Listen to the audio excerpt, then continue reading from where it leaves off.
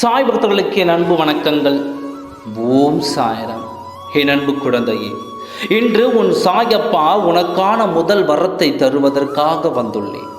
நீ இன்று ஜெயிக்கத்தான் போகிறாய். உன் மனதில் உருகி தவிக்கும் மிகப்பெரிய ஆசை ஒன்று பலித்து விட்டது. எதை நோக்கி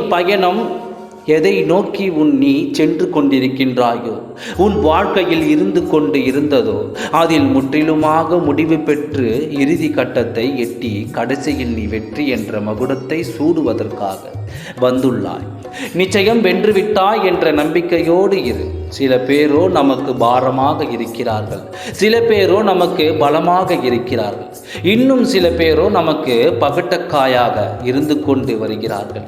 ஒருவரையும் இப்படி கடந்து வருவதுதான் வாழ்க்கையில் நியதியாக இருக்கிறது.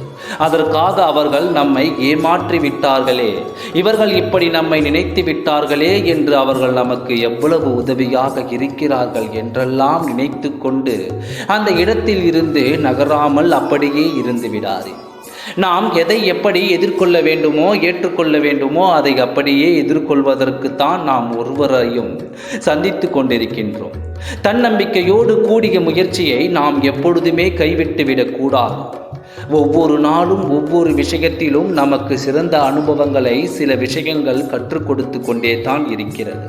அதற்காக அப்படி ஆகிவிட்டது இப்படி ஆகிவிட்டது என்று உன்னையே அதில் மூழ்கடித்து தொலைத்து விடாதே. மனதில் இருக்கும் சுமைகளை நினைத்து கொண்டும் கவலைகளை நினைத்து கொண்டும் உன் வாழ்க்கையை இழந்து விடாதே. நடப்பது அங்கு நடக்கத்தான் செய்ய போகிறது. எல்லாவற்றையும் நமக்கு மேல் இருப்பவன் முடிவு செய்து இருப்பான் அல்லவா?